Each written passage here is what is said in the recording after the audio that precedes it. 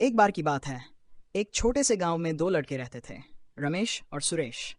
रमेश अमीर था, जबकि सुरेश गरीब था। दोनों में गहरी दोस्ती थी, लेकिन दोनों की आदतें बिल्कुल अलग थीं। रमेश हमेशा शरारत करता रहता था। स्कूल में टीचरों की नकल उतारना, दोस्तों की किताबें छुपा देना और घर में भी अपने माता पिता को परेशान करना, ये सब उसकी दिनचर्या थी। दूसरी तरफ सुरेश सीधा साधा और मेहनती लड़का था। वह हमेशा अपने माता पिता की मदद करता और पढ़ाई में ध्यान देता। एक दिन गांव में एक बड़ा मेला लगा।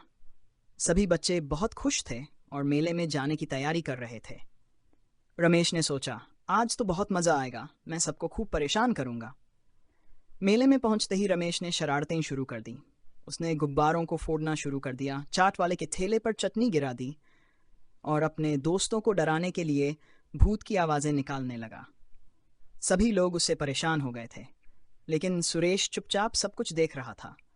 शाम होते होते एक बड़ा हादसा हो गया।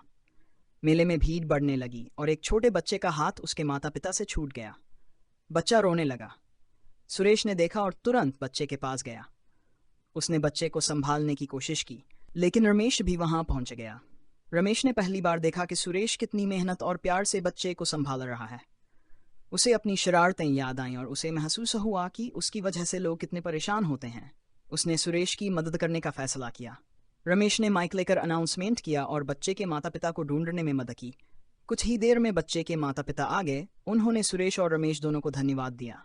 इस घटना के बाद रमेश ने अपनी शरारतें कम कर दी।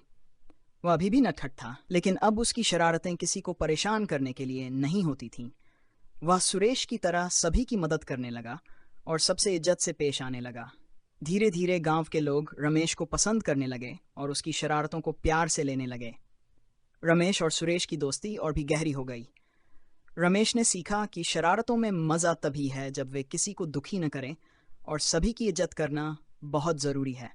इस तरह गांव में खुशी और प्यार का माहौल बना रहा और दोनों दोस्त हमेशा के लिए एक दूसरे के सबसे अच्छे साथी बने रहे।